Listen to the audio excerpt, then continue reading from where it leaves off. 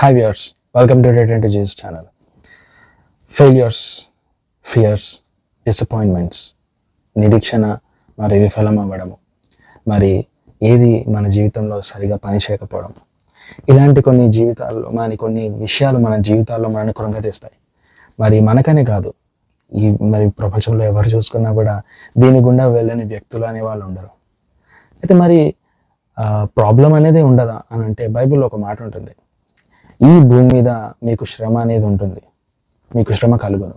యేసుప్రభు వారు అంటారు, మీకు భూమి మీద ఉన్నంత కాలము, మరి ఈ శరీరంలో ఉన్నంత కాలము శ్రమ అనేది ఉంటుంది. Problem will be there. ఎందుకంటే మరి ఈ భూమి మీద మరి అంతం వచ్చేంత వరకు మనకి కనపడని అపవాది ఉంటూనే ఉంటాడు. కానీ యేసుప్రభు వారు ఏమంటారంటే, be of good cheer, I have overcome the world. మరి మీరు ధైర్యం కలిగి ఉండండి, ఎందుకంటే నేను దీన్ని అధిగమించేసి ఉన్నాను. అంటే ఎవరైతే, అందుకే ఒక మాట ఉంటుంది బైబిల్లో, మనలో ఉన్నవాడు లోకంలో ఉన్నవాడి కంటే గొప్పవాడు. హల్లెలూయా. సో నీలో ఉన్న క్రీస్తు మరి బయట ఉన్న సైతానుడి కంటే, బయట ఉన్న సమస్య కంటే గొప్పవాడు. కానీ how to deal with a failure అలా అని చెప్పేసి ఈ భయము, ఈ యొక్క డిసప్పాయింట్మెంట్స్, ఈ ఫీలింగ్స్ని ఎలా మనం డీల్ చేయాలి, మనము ఏంటి అని చెప్పేసి అనుకుంటారు కొన్నిసార్లు. బైబిల్లో దావీదు కీర్తనకారుడు ఒక వచనం అంటాడు, చూసుకుందాం. నాతో యుద్ధము చేయుటకు దండు దిగినను, నా హృదయము భయపడదు. నా మీదికి యుద్ధము రేగినను, దీనిలో నేను ధైర్యము విడవకుందును. హల్లెలూయా. ఒక యుద్ధం వచ్చినా నేను భయపడను, ఒక దండు దిగినా భయపడను. మరి మనం కొన్నిసార్లు ఒక చిన్న సమస్య వచ్చినా కూడా గజగజలు ఆడిపోతూ ఉంటాం, రిపోర్ట్లు ఏమైనా వచ్చినా కూడా భయపడిపోతూ ఉంటాము. బికాస్ నేను ఇంకా అంత ఎదగలేదు అది అని చెప్పేసి చాలామంది అనుకుంటూ ఉంటారు. సోదరి, మరి ఈ యొక్క దైవజనుడు తన జీవితంలో ఎన్నో యుద్ధాలు చూశాడు, ఎన్నో ప్రాణ భయాలు చూశాడు.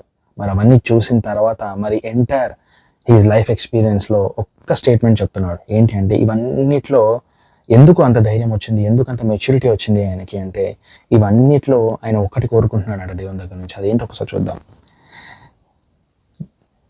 యెహోవా యొద్ద ఒక వరం అడిగితేనే దానిని నేను వెతుకుచున్నాను.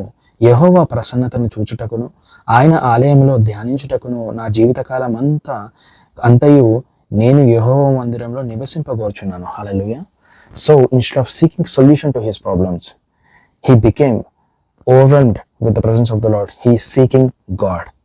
అంటే తన సమస్యకు పరిష్కారాన్ని ఎతికే బదులు ఆయన యొక్క మైండ్ సెట్ని ఎలా మార్చుకున్నాడంటే, దేవుణ్ణి వెతుకుతాను నేను. ఎందుకు? మరి బైబిల్లో ఒక మాట ఉంటుంది, ఏంటంటే మొదట దేవుని రాజ్యం వెతుకుడు, అప్పుడు అవన్నీ మీకు అనుగ్రహింపబడతాయి అంటాడు యేసు ప్రభువు వారు. అంటే instead of going to seek a solution, seek God.